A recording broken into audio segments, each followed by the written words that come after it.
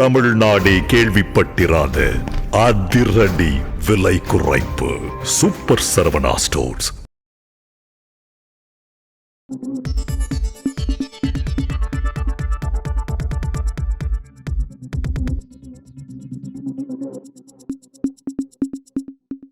இந்திய தலைமை தேர்தல் ஆணையர் திரு ஞானேஷ்குமார் கையில் இரத்தக்கரை படிந்திருக்கு.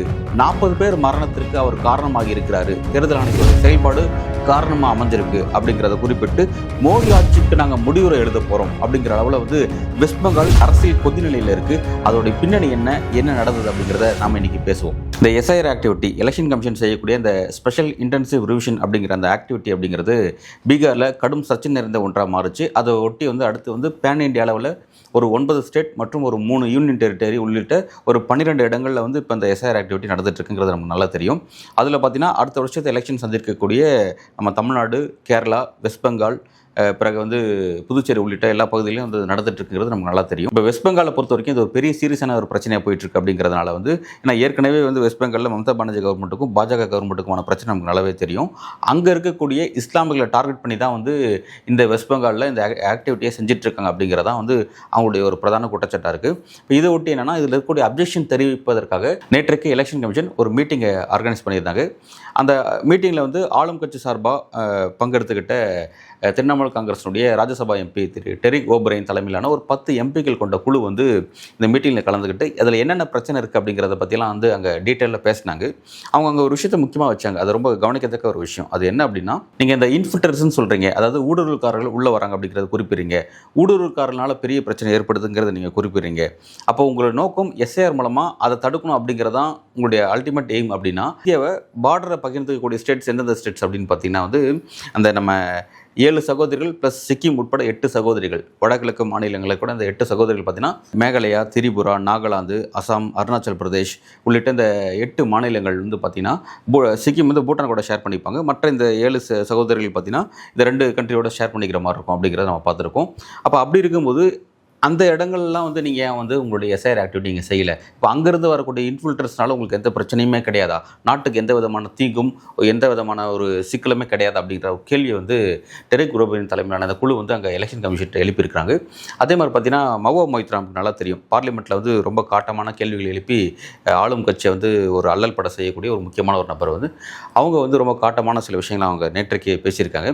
அவங்க என்ன கிளியராக கேட்குறாங்க அப்படின்னா, இந்த எலக்ட்ரல் ரோல், அதாவது இந்த வாக்காளர் பட்டியல் எப்படி ஒரு வருஷத்தில் எக்ஸ்பயர் ஆச்சு உங்களுக்கு, இந்த வாக்காளர் பட்டியலை வச்சு தான் நம்ம பிரதமர் தேர்தல் நடத்தி முடித்தோம், பிரதமரை தேர்ந்தெடுத்தோம், நம்ம இதை வச்சு தான் நடத்தணும். ஸோ அப்படி இருக்கும்போது ஒரு வருஷத்தில் இது எப்படி எக்ஸ்பயர் ஆச்சுங்கிறத எங்களால் நீங்கள் சொல்கிறீங்கிறத எங்களால் புரிஞ்சிக்கவே முடியல அப்படிங்கிற ஒரு விஷயத்த சொல்கிறாங்க. அப்போ அவங்க சொல்கிறத நம்ம டீகோட் பண்ணி பார்த்தா, அப்போ ஏற்கனவே இருந்த வாக்காளர் பட்டியல் செல்லாது அப்படின்னா, அப்போ அதன் அடிப்படையில் தேர்வு செய்யப்பட்ட எம்பிக்களுடைய பதவியும் செல்லாது, அதன் அடிப்படையில் ஆட்சிக்கு வந்திருக்க பிரதமர் மோடியோட பதவியும் செல்லாதா அப்படின்ற ஒரு கேள்வியும் நம்ம அங்கே சேர்த்து பார்க்க வேண்டியதாக இருக்குது அப்படிங்கிறத குறிப்பிட்றேன். இந்த மாதிரியான விஷயங்களை அவங்க எலெக்ஷன் கமிஷன் பண்ணி வச்சாங்க. ஸோ ரொம்ப பெரிய பிரச்சனையாக போயிட்டுருக்கு. இந்த சிஸ்டம் ரொம்ப கேள்விக்குட்படுத்த சிஸ்டமாக இருக்குது. ரெண்டாவது பார்த்தீங்கன்னா, இந்த எஸ்ஐஆர் ஆக்டிவிட்டி பீகாரில் நீங்கள் துவக்கிறதா சொல்லப்பட்ட அன்றையிலிருந்து பார்த்தீங்கன்னா கிட்டத்தட்ட ஒரு 17 பிஎல்ஓஸ் இறந்துருக்காங்க, மரணம் அடைஞ்சிருக்காங்க அப்படிங்கிற ஒரு விஷயம்.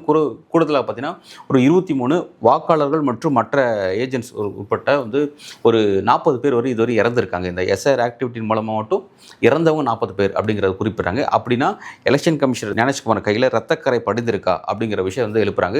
இந்த உயிர் போன 40 பேருக்கு யார் பொறுப்பு இருக்கிறது அப்படிங்கிற ஒரு விஷயத்த சொல்கிறாங்க. அந்த பட்டியலை பார்த்துட்டு அங்கே இருக்கிற தேர்தல் அதிகாரிகள் ஷாக் ஆகிட்டாங்க அப்படிங்கிற மாதிரியான செய்திகள் அங்கே வந்துட்டுருக்கு. ஸோ எனிவே இந்த மாதிரியான விஷயங்கள்லாம் வச்சுட்டு ரொம்ப முக்கியமான சில விஷயத்தை முன் வைக்கிறாங்க. அது என்ன அப்படின்னா, இதுதான் ரொம்ப முக்கியமான கவனிக்க வேண்டிய விஷயம். எஸ்ஐஆர் ஆக்டிவிட்டியை பொறுத்த வரைக்கும் வெஸ்ட் பெங்கால் அதை எப்படி செய்கிறாங்க அப்படின்னா, பிரைவேட் டேட்டா என்ட்ரி ஆப்ரேட்டர்ஸை வச்சு அந்த ஒர்க்கில் ஈடுபடுத்தியிருக்காங்க. அதாவது எல்லா இடத்துலையும் பார்த்தீங்கன்னா இந்த எலெக்ஷன் ஒர்க் யார் செய்வாங்கன்னா ஸ்டேட் கவர்மெண்ட் ஆஃபீஸர்ஸ், ஸ்டேட் கவர்மெண்ட்டுடைய அரசு ஊழியர்கள் தான் அந்த பணியில் அமர்த்தப்படுவாங்க. உதாரணத்துக்கு பார்த்தீங்கன்னா டீச்சர்ஸ், கவர்மெண்ட் டீச்சர்ஸ் அமர்த்தப்படுவாங்க. மற்ற வருவாய்த்துறையில் மற்ற பல்வேறு துறையில் இருக்கக்கூடிய அதிகாரிகள் அலுவலர்கள் பணியமர்த்தப்படுவாங்கிறத நம்ம பார்ப்போம். ஆனால் இங்கே வெஸ்ட் பெங்கால் என்ன போயிட்டுருக்கு அப்படின்னா ப்ரைவேட்டில் தனியாக இருக்கிற தனியார் நபர்களை இந்த வேலையை ஈடுபடுத்தியிருக்காங்க அப்படிங்கிறது ஒன்று. ரெண்டாவது பார்த்தீங்கன்னா ரெசிடென்டல் பில்டிங் இருக்குல்ல, அதாவது குடியிருப்பு வாசிகள் வசிக்கக்கூடிய இந்த இண்டிபெண்டன்ட் ஹவுஸ், அதில் பூத் போல் பூத் அமைக்கிறதுக்கான ஒரு பிளான் வச்சுருக்கங்கிறாங்க. அதை நோக்கி காய் நகர்த்திட்டு இருக்காங்களாம். அதாவது எப்போவுமே இங்கே வந்து பூத் எங்கே இருக்கும் அப்படின்னா கவர்மெண்ட் ஸ்கூல்ஸ் இருக்கும், ப்ரைவேட் ஸ்கூலில் இருக்கும். அதெல்லாமே பார்த்தீங்கன்னா வந்து ஒரு எஜுகேஷன் இன்ஸ்டியூஷனாக இருக்கும். அது ஒரு ப்ராப்பரான ஒரு எல்லாராலும் ரீச் பண்ணக்கூடிய ஒரு இடமா இருக்கும். ஆனால் வந்து ஒரு தனிப்பட்ட ஒரு ஒரு 10 பேர் வசிக்கக்கூடிய ஒரு வீடு அப்படிங்கிறது எல்லாராலும் ரீச் பண்ணக்கூடிய விஷயமா இருக்குமா? அது கேள்விக்குறியான விஷயமா இருக்குது. அந்த மாதிரியான சில அப்பார்ட்மெண்ட்ஸ், அந்த மாதிரியான சில குடியிருப்புகளை வந்து இவங்க வந்து பூத் அமைக்கிறதுக்கான ஒரு பிளான் வந்து கொண்டு போயிட்டு இருக்காங்க. ஸோ வந்து இதெல்லாம் வந்து ஒரு பெரிய பிரச்சனையாக இருக்குது அப்படின்றதுக்காக இது பற்றி ஆளும் சிஎம் திரு மம்தா பானர்ஜி அவர்களும் கடிதம் எழுதியிருக்காங்க.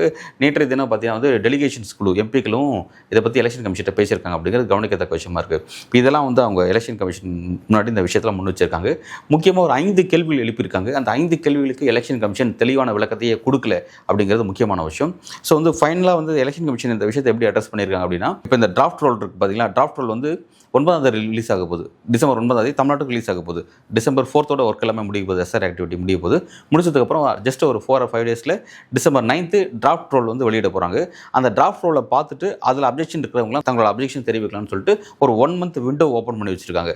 அந்த 1 month விண்டோ வந்து ஜனவரி 8 முடியுதுன்னு நினைக்கிறேன். அப்போ அந்த 1 month பீரியடுக்குள்ளே உங்களோட அப்ஜெக்ஷன் தெரிவிங்க, இப்போ எதையுமே டிஸ்டர்ப் பண்ணாதீங்க அப்படிங்கிற மாதிரியான விஷயத்தை வந்து அங்கே சொல்லியிருக்கிறாங்க. ரெண்டாவது பார்த்தீங்கன்னா, இந்த எஸ்ஐஆர் ஆக்டிவிட்டியில் ஈடுபடக்கூடிய அந்த எலக்ட்ரல் ரிஜிஸ்டர் ஆஃபீஸராக இருக்கட்டும், இல்லை பிஎல்ஓ ஆஃபீஸராக இருக்கட்டும், இல்லை டிஸ்ட்ரிக்ட் லெவல் அதிகாரிகளாக இருக்கட்டும், அவங்களுக்கு யாருக்கும் எந்த விதமான தொந்தரவு நீங்கள் கொடுக்கக்கூடாது அப்படிங்கிறத சொல்லியிருக்காங்க. ரெண்டாவது, அங்கே இருக்க டிஜிபிக்கும் கொல்கத்தா கமிஷனருக்கும் ஒரு உத்தரவு வந்து எலெக்ஷன் கமிஷன் போட்டிருக்காங்க. என்னென்னா, இந்த மாதிரியான எஸ்ஐஆர் ஆக்டிவிட்டியில் ஈடுபடக்கூடிய அதிகாரிகள், அதாவது எஸ்ஐஆர் ஆக்டிவிட்டியில் மக்களுக்கு தொந்தரவு ஏற்படுத்துகிற மாதிரி பூத் லெவல் ஏஜென்ட்ஸ் எதாவது நடந்துக்கிட்டாங்கன்னா அவங்க மீது நடவடிக்கை எடுங்க அப்படின்ற மாதிரி சொல்லியிருக்காங்க. இங்கே பூத் லெவல் ஏஜென்ட்ஸுங்கிறது பொலிட்டிக்கல் பார்ட்டியை சேர்ந்தவங்க. இங்கே பிரச்சனைனா பிஎல்ஓஸ் மூலம் ஒரு பெரிய பிரச்சனை ஏற்படுது அப்படிங்கிறது தான் இவங்க வைக்கக்கூடிய குற்றச்சாட்டாக இருக்குது. டோட்டல் இஷ்யூ எஸ்ஐஆர் ஆக்டிவிட்டி மூலமாக. ஆனால் இதில் யாரை காரணம் பண்ணுறாங்கன்னா, பூத் லெவல் ஏஜென்ட்ஸ் இருக்கக்கூடிய பார்ட்டியினுடைய பர்சன்ஸை காரணம் பண்ணுற மாதிரியான ஒரு உத்தரவு வந்து அவங்க பிறப்பிச்சிருக்காங்க அப்படிங்கிறது கவனிக்கத்தக்க ஒரு விஷயமாக நம்ம பார்க்குறோம். நேற்றைய தினம் வந்து பார்த்தீங்கன்னா மம்தா பானர்ஜி வந்து ஒரு காட்டமான அறிக்கை வெளியிட்டிருந்தாங்க. அங்கே வந்து கொல்கத்தாவில் பர்கானா டிஸ்ட்ரிக்டில் வந்து பாஜக ரொம்ப ஸ்ட்ராங்காக இருக்காங்க. அந்த பகுதியில் ஒரு பெரிய ஒரு பேரணியை வந்து மம்தா பானர்ஜி நடத்துகிறாங்கிறது நமக்கு நல்லா தெரிஞ்ச விஷயம். ரொம்ப காட்டமாக இந்தியா உழுக்கிற வகையில் அங்கேருந்து ஒரு காட்டமான கர்ஜனை வந்து செஞ்சுருக்காங்க மம்தா பானர்ஜி. என்ன சொல்லியிருக்காங்கன்னா, வெஸ்ட் பெங்காலை நீங்கள் டார்கெட் பண்ணிங்கன்னா, வெஸ்ட் பெங்காலை நீங்கள் குறி வச்சிங்கன்னா உங்கள் ஆட்சிக்கே முடிவு எழுதிடுவேன், உங்கள் ஆட்சி 29 காணாமல் போகுது அப்படின்னு சொல்லியிருக்காங்க. ரொம்ப அழகாக வந்து மம்தா பானர்ஜி அங்கே நரேஷன் செட் பண்ணுறாங்க. அது எப்படின்னா, நீங்கள் திரிணாமுல் காங்கிரஸை டார்கெட் பண்ணி திரிணாமுல் காங்கிரஸ் பார்ட்டியை வீழ்த்துவது அப்படிங்கிறது வந்து வெஸ்ட் பெங்காலை வீழ்த்துவது அப்படிங்கிறது என்னென்னா வங்கமொழியை வீழ்த்துவது அப்படிங்கிற மாதிரி மொழி ரீதியான ஒரு உணர்வோட வந்து அதை கனெக்ட் பண்ணி அங்கே அழகாக அந்த காயினை நிப்பாட்டியிருக்காங்க. எப்போவுமே பார்த்தீங்கன்னா பாஜக ஒரு விஷயம் செய்யும், பிரதமர் மோடி செய்வார், நம்ம பார்த்துருக்கோம். ஒரு ஸ்டேட்டில் ஆட்சியை கைப்பற்றுவதற்கு, அந்த ஸ்டேட்டில் இருக்கிற மக்களோட அன்பை பெறுவதற்காக வேற ஒரு ஸ்டேட்டில் இருக்கிற மக்களை அவங்களுக்கு எதிராக ப்ரொஜெக்ட் பண்ணுறது. ஒடிசாவில் நம்ம பார்த்துருப்போம். ஒடிசாவில் என்னென்னா ஒரியா மொழி பேசக்கூடிய அந்த ஒடிசா மக்களுக்கு எதிராக தமிழ் மொழி பேசக்கூடிய தமிழர்களை செட் பண்ணுற மாதிரி நரேஷன் வந்து விகே பாண்டியனை வச்சு அங்கே செட் பண்ணார்ன்றது நம்ம பார்த்தோம். அதே மாதிரி ரீசெண்டாக வந்து பீகார் எலெக்ஷனில் வந்து பார்த்தீங்கன்னா அங்கேயும் அதே தான் செஞ்சார். இதே மாதிரி வந்து பீகாரில் அவர் எப்படி செஞ்சார்னா, பீகாரிகள் வந்து தமிழ்நாட்டில் வேலைக்கு போகிறாங்க. வேலைக்கு போகும்போது அங்கே இருக்கக்கூடிய பீகாரிகளுக்கு தமிழ்நாட்டில் இருக்கக்கூடிய திமுக அரசால் எந்த அளவுக்கு பிரச்சனை ஏற்படுது, அந்த பிரச்சனைக்கு துணை போகக்கூடிய இடத்துலலாம் வந்து ஆர்ஜேடியும் காங்கிரஸும் இருக்குது அப்படின்ற மாதிரி நெரேட்டிவ் செட் பண்ணி, அதாவது பீகாரிகளுக்கு எதிராக தமிழர்கள் அப்படிங்கிற மாதிரி, ஒரிசாவில் வந்து ஒரியாகளுக்கு எதிராக தமிழர்கள் அப்படின்ற மாதிரி நரேஷன் செட் பண்ணாங்க. இப்போ அதே மாதிரி நரேஷன் தான் வந்து வெஸ்ட் பெங்காலில் மம்தா பானர்ஜி பாஜகவுக்கு எதிராக செட் பண்ணுறாங்க. நீங்கள் எங்களை தொட்டீங்க, எங்கள் ஆட்சியை தொட்டீங்க அப்படின்னா அது வங்கமொழியோட வீழ்ச்சிக்கு வழிவகுக்கும் அப்படின்றாங்க. இதனால் உங்களை சும்மாவே விட மாட்டேன், உங்களோட ஆட்சிக்கு முடிவு எழுதுவேன், 29 உங்கள் ஆட்சி காணாமல் போயிடும், அப்புறம் நீங்கள் எங்கே போய் ஓடி ஒளிவீங்க அப்படின்ற மாதிரி ரொம்ப காட்டமாக கேள்வி எழுப்பி அதை நோக்கி என்னோட அரசியல் நான் கொண்டு போகிறேன், 26 எலெக்ஷன் முடிச்சுட்டு ஒரு பேன் இண்டியா சுற்றுப்பயணத்தை செய்ய போகிறோம் அப்படிங்கிற மாதிரி ரொம்ப காட்டமாக சொல்லியிருக்காங்க. எவ்வளோ சொல்லிட்டு அந்த எஸ்ஐஆரில் இருக்கிற பிரச்சனை என்னன்னா வந்து இது 3 வருஷத்தில் செய்ய வேண்டிய ஒரு எக்ஸசைஸ், இதை வந்து ஜஸ்ட் ஒரு 1 monthல செய்யக்கூடிய வேலையை அவங்க செய்கிறாங்க. அதாவது எலெக்ஷன் அப்படின் போது பார்த்தீங்கன்னா மக்கள் தங்களுக்கு யார் வாக்களிக்கணும் அப்படின்ற அந்த தலைவரை தேர்ந்தெடுப்பாங்க. ஆனால் இந்த முறை என்னன்னா ஆளும் அரசும் எலெக்ஷன் கமிஷனும் ஒன்றா சேர்ந்துக்கிட்டு தங்களை யார் தேர்ந்தெடுக்கணும் அப்படிங்கிறதுக்கு அவங்க வரையறை செட் பண்ணுறாங்க. இவன் தான் ஓட்டு போகணும், இவன் தான் ஓட்டு போட முடியாதுன்னு சொல்லிட்டு நம்மளை முடிவு பண்ணுறாங்க. அதாவது ஃபஸ்ட்டு வாக்காளர்கள் முடிவு பண்ணிவிட்டு அதுக்கப்புறம் தான் தலைவர்கள் முடிவு செய்யக்கூடிய இடத்துக்கு இந்த விஷயம் நகர்ந்து வந்துட்டு இருக்கு அப்படிங்கிறத அவங்க தெளிவாக குறிப்பிட்றாங்க. ஸோ அதை நோக்கி தான் எதுவும் போயிட்டுருக்கு அப்படிங்கிறத நம்மளால் புரிஞ்சிக்க முடியுது. அடுத்ததாக பார்த்தீங்கன்னா வந்து இதுக்கு வந்து ஆதார் கார்டுங்கிறத எடுத்துக்க மாட்டேங்கிறாங்க, பேங்க் அக்கௌண்ட் டீட்டெயில்ஸ் அக்சஸ் பண்ண மாட்டேங்கிறாங்க, பேன் கார்டு டீட்டெயில்ஸ் அக்சஸ் பண்ண மாட்டேங்கிறாங்க. இந்த மாதிரி மக்கள்கிட்ட கொஞ்சம் எளிமையாக இருக்கக்கூடிய ஆவணங்களை அக்சஸ் பண்ண மாட்டேங்கிறாங்க அப்படிங்கிறத ஒரு காட்டமான குற்றச்சாட்டாக முன்வைக்கிறாங்க. ஸோ இந்த எஸ்ஐஆர் ஆக்டிவிட்டி அப்படிங்கிறது முழுக்க நீங்கள் வெஸ்ட் பெங்காலை காரணம் பண்ணி தான் நீங்கள் கொண்டு வந்துட்டு இருக்கீங்க அப்படிங்கிறத கடுமையாக எதிர்க்கிறாங்க அப்படிங்கிறது கவனிக்கத்தக்க விஷயம். இப்போ இந்த வெஸ்ட் பெங்கால் பாலிட்டிக்ஸை கொஞ்சம் நம்ம லைட்டாக புரிஞ்சுக்கலாம். அது என்னென்னா, இப்போ வெஸ்ட் பெங்கால் அப்படிங்கிறது பார்த்தீங்கன்னா இந்தியாவிலே வந்து 2வது அதிகபட்சமான சட்டமன்ற தொகுதியை கொண்ட ஒரு ஸ்டேட்டு. ஃபஸ்ட்டு வந்து உத்தரப்பிரதேஷ் 403 நினைக்கிறேன். ரெண்டாவது பார்த்தீங்கன்னா வெஸ்ட் பெங்கால் தான் 294 சட்டமன்ற தொகுதிகள் கொண்ட ஒரு பெரிய ஸ்டேட் அப்படிங்கிறத பார்க்குறோம். இப்போ இந்த ஸ்டேட்டை பொறுத்த வரைக்கும் 2014 சென்ட்ரலில் பிரதமர் மோடி ஆட்சிக்கு வந்ததுக்கு பிறகு நடந்த ஃபஸ்ட்டு சட்டமன்ற தேர்தல் எப்போனா 2016 சட்டமன்ற தேர்தல். 2016 சட்டமன்ற தேர்தலில் அப்போ 294 சட்டமன்ற தொகுதிகளில் 215 தொகுதிகள் கைப்பற்றுச்சு திரிணாமுல் காங்கிரஸ். ஆப்போசிட்டில் யார் எதிர்க்கட்சினா மார்க்சிஸ்ட் கம்யூனிஸ்ட் பார்ட்டி தான் வந்து ஆப்போசிட்டில் எதிர்க்கட்சியாக உட்காந்தாங்க. 77 சீட்ஸை கைப்பற்றுறாங்க. அந்த தேர்தலை மட்டும் பாஜக கைப்பற்றின மொத்த தொகுதியில் எவ்வளோனா வெறும் 6 தான் அப்படிங்கிறது கவனிக்கத்தக்க விஷயம். ஒன்லி 6, டபுள் டிஜிட் கூட கிடையாது, சிங்கிள் டிஜிட் தான் வந்து அவங்க சீட்ஸை கைப்பற்றுறாங்க அப்படிங்கிறது கவனிக்கத்தக்க விஷயம். சரி, அதுக்கு முன்பு பாஜகவுக்கு வெஸ்ட் பெங்கால் ஸ்பேஸே கிடையாது. ஓகேவா? அடுத்த எலெக்ஷன் வாங்க. 2016 முடிச்சா 2021 சட்டமன்ற தேர்தலில் திரிணாமுல் காங்கிரஸை பொறுத்த வரைக்கும் 215லேருந்து 211, ஜஸ்ட் ஒரு 4 சீட்ஸ் தான் கம்மியாச்சு. பெரிய வெற்றி ஸ்வீப் தான் பண்ணியிருக்காங்க. ஓகே, ஆனால் இந்த பக்கம் என்ன மாற்றம் நடந்துச்சு தெரியுங்களா? எதிர்க்கட்சி வரிசையில் இருந்த 77 சீட்ஸை கையில் வச்சிருந்த சிபிஎம் பார்ட்டி காணாமல் ஆக்கப்பட்டுட்டு அந்த இடத்துல 77 சீட்ஸை கைப்பற்றி பாஜக எதிர்க்கட்சியாக உட்காந்தது. 6லேருந்து 77 எவ்வளோ பெரிய டிராஸ்டிக் சேஞ்சுன்னு பார்த்துக்கோங்க. அந்தளவுக்கு வந்து ஒரு பெரிய ஒரு வெற்றி நோக்கி பாஜக நகர்ந்து வந்திருக்காங்க அப்படிங்கிறது கவனிக்கத்தக்க ஒரு விஷயம். 2016 அப்படி இருந்துச்சு, 2021 அப்படியே முடிவு தலைகளாக மாறி இருக்கு. ஸோ வந்து இப்போ இந்த முறை 2026 இப்போ என்ன கான்செப்ட் பண்ணுறாங்கன்னா, ரொம்ப ஃபாஸ்ட்டாக எதிர்க்கட்சின்ற அந்த அந்தஸ்துக்கு வந்து அடைஞ்ச பாஜக விரைவிலேயே ஆளும் கட்சி என்ற அந்த அந்தஸ்து வந்து அடையணும். அதுக்கான காய்களை வந்து ரொம்ப வேகமாக நகர்த்திட்டு இருக்காங்க. ஸோ இந்த முறை அவங்க கரெக்டாக பிளான் பண்ணி அடித்தாங்கன்னா ஆளுங்கட்சியாக மாற முடியும். ஏன்னா வந்து இந்த பக்கம் வந்து ரிப்பீட்டடாக 3 டைம்ஸ் நினைக்கிறேன், 3 டைம்ஸ் திரிணாமுல் காங்கிரஸ் ஆட்சி தான் இருக்குது, மம்தா பானர்ஜி தான் சிஎம் இருக்காங்க. ஸோ அவங்களோட ஆன்டி இன்கம்பன்சியை கரெக்டாக அவங்களுக்கு எதிராக செட் பண்ணணும். பாஜகவோட நோக்கம் என்னன்னா, அவங்க கரெக்டாக ஒர்க் பண்ணி இந்துக்களோட ஆதரவை கைப்பற்றிட்டாங்க. அங்கே இருக்கக்கூடிய இஸ்லாமியர்களோட ஆதரவு தான் அவங்கள கைப்பற்ற முடியல. ஏன்னா இவங்களோட பாலிடிக்ஸ் தான் தெரியல, அந்த அப்பீஸ்மெண்ட் பாலிடிக்ஸ்னு சொல்லுவாங்க, இஸ்லாமியருக்கு எதிரான பாலிடிக்ஸ் பேசுவாங்க, 80+20 பாலிடிக்ஸ் செய்வாங்க.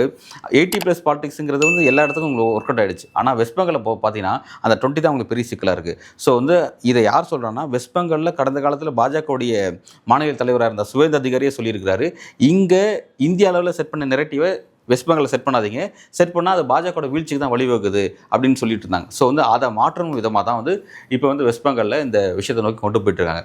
இப்போ என்னென்னா, இந்த எஸ்ஐஆர் ஆக்டிவிட்டி மூலமாக இஸ்லாமியர்கள் அவங்க கார்னர் பண்ணாங்கன்னா, அவங்க வாக்கற்ற நபர்களை மாற்றுறாங்க அப்படின்னா அதில் எத்தனை பேர் இன்ஃபில்டர்ஸுங்கிறது தெரியாது. அந்த கிளியர் டேட்டாவை எலெக்ஷன் கமிஷன் தான் கொடுத்தாகணும். அது கொடுக்காத பட்சத்தில் நம்ம வந்து அதை வந்து ஒரு சர்ச்சைக்குண்டான சப்ஜெக்டாக நம்ம பார்க்க வேண்டியதாக இருக்குது. ஸோ அப்படி இருக்கும் பொழுது இஸ்லாமியர்களை இவங்க வந்து வாக்கற்ற நபர்களை மாற்றும் பொழுது இந்துக்களை வாக்குகளை மட்டும் ஃபோர்ஸ் பண்ணி கரெக்டாக பிளான் பண்ணி அடித்தாங்க அப்படின்னா நிச்சயமாக இந்த முறை பாஜகவில் ஆட்சி கைப்பற்றதுக்கான வாய்ப்புகள் இருக்குது. அதை எப்படி ஓவர் கம் பண்ண போகிறாங்க வெஸ்ட் பெங்காலில் திரிணாமுல் காங்கிரஸ் அப்படிங்கிறதான் வெயிட் பண்ணி பார்க்க வேண்டியதாக இருக்குது. இவங்களும் ஒர்க் ரொம்ப ஸ்ட்ராங்காக இருக்குது. ரொம்ப நம்ம தமிழ்நாட்டில் அப்படியே டிஎம்கே வந்து ஒரு ரேடிக்கலாக பொலிட்டிக்கல் ஒர்க் பண்ணுவாங்களோ அந்த மாதிரி தான் வெஸ்ட் பெங்காலில் மம்தா பானர்ஜி செஞ்சுட்ருக்காங்க.